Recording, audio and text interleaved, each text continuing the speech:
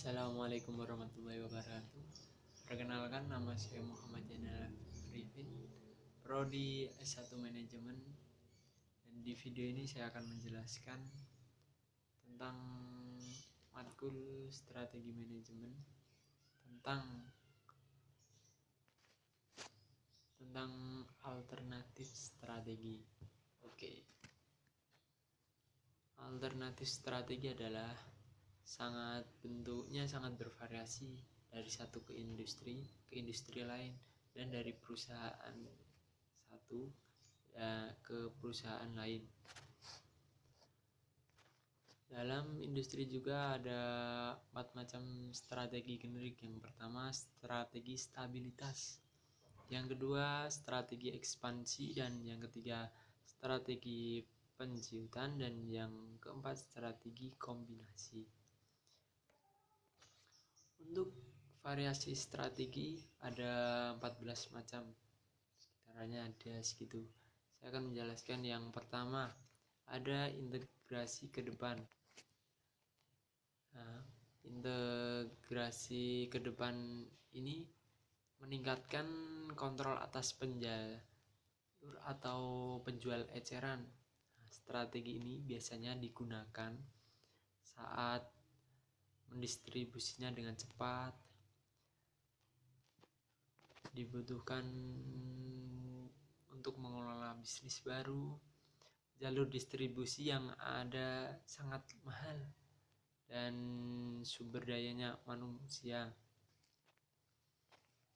Yang kedua, integrasi ke belakang, biasanya meningkatkan kontrol atau pemasok atau supplier lah.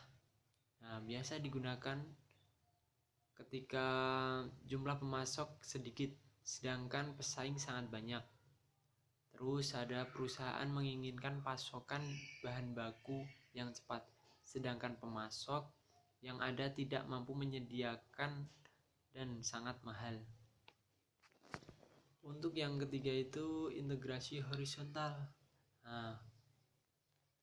Integrasi horizontal ini mendapatkan kepemilikan atau meningkatkan kontrol atas pesaing atau kompetitor. Strategi ini biasa digunakan ketika perusahaan akan menjadi monopolitik di suatu daerah tanpa melanggar peraturan pemerintah. Terus ada juga perusahaan bersaing di industri yang sedang berkembang. Dan dapat meningkatkan skala ekonomi untuk mendukung keuntungan bersaing. Untuk yang keempat, pengembangan pasar. Dalam pengembangan pasar ini, produk-produk yang sudah ada ke daerah pemasaran yang baru atau pangsa pasar akan bertambah. Strategi ini biasa digunakan saat jaringan distribusi tersedia, berkualitas, dan tidak mahal. Perusahaan memiliki kelebihan kapasitas produksi. Terus, perusahaan saat ini sangat berhasil atas apa yang dikerjakan. Terus muncul pasar yang baru atau pasar yang belum penuh. Untuk yang kelima, pengembangan produk. Biasa meningkatkan penjualan dengan cara memperbaiki atau mengembangkan produk-produk yang sudah ada. Strategi ini digunakan ketika memiliki produk-produk yang berhasil atau sukses dan telah berada pada tahap jenuh. Terus pesaing menawarkan produk dengan harga lebih baik dan harga lebih murah. Perusahaan memiliki kemampuan riset dan pengembangan produk. Yang keenam, ada juga penetrasi pasar. Di sini meningkatkan pangsa pasar yang ada untuk produk tertentu melalui suatu usaha pemasaran secara besar-besaran. Strategi ini biasa digunakan ketika dapat meningkatkan skala ekonomi untuk mendukung keuntungan bersaing. Terdapat hubungan yang tinggi antara pengeluaran untuk pemasaran terhadap kenaikan harga. Terus pasar yang ada belum jenuh oleh produk atau jasa perusahaan. Untuk yang ketujuh, diverifikasi cost concentric.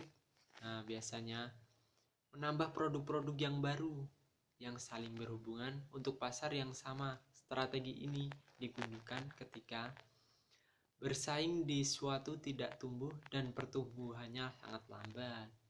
Produk yang ada telah mengalami penurunan. Terus produk yang baru memiliki tingkat penjualan musiman, jadi agak musim-musim gitulah, yang laku-laku saja. Untuk yang kedelapan, diverifikasi konglomerat atau menambah produk-produk yang baru dan tidak saling berhubungan untuk pasar yang berbeda. Nah, biasa digunakan ketika industri mengalami penurunan dalam penjualan tahunan dan keuntungan. Pasar untuk produk yang ada telah jenuh. Nah, terus mempunyai modal dan kemampuan manajemen yang dibutuhkan dalam bersaing ke industri baru. Untuk yang ke-9, deverifikasi horizontal. Biasanya menambah produk yang baru tidak berhubungan dengan tujuan memuaskan pelanggan yang sama. Strategi ini biasa digunakan ketika produk yang baru meningkatkan penerimaan dan produk yang sudah ada. Terus produk baru memiliki musim penjualan yang berbeda dengan produk yang ada. Terus jaringan industri yang dapat digunakan untuk memasarkan produk baru ke pelanggan yang ada. Terus sekarang yang ke-10. Yang ke-10 ini usahanya patungan atau joint venture. Biasanya sekitar ada 2 atau lebih perusahaan bekerja sama membentuk suatu perusahaan baru yang terpisah dari kedua induknya. Nah, biasanya digunakan ketika muncul kebutuhan untuk secepatnya memperkenalkan teknologi baru. Terus keunggulan yang berbeda dari kedua perusahaan dapat saling melengkapi.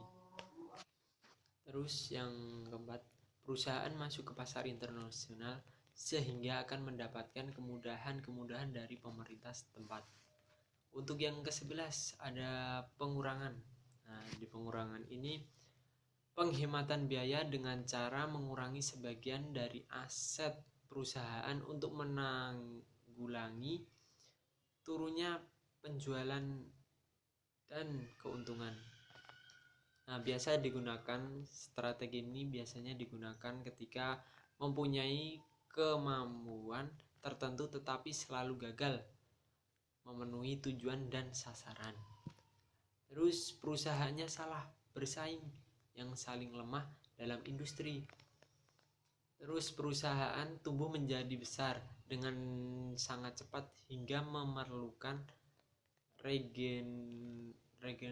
regenisasi internal. Untuk yang ke-12, penciutan. Nah, biasanya menjual atau sebuah unit atau bisnis sebagian dari perusahaan kepada pihak lain. Strategi ini biasanya digunakan ketika perusahaan telah memakai strategi pengurangan tapi tidak ada perbaikan. Terus sebuah divisi memerlukan banyak sumber daya untuk bersaing.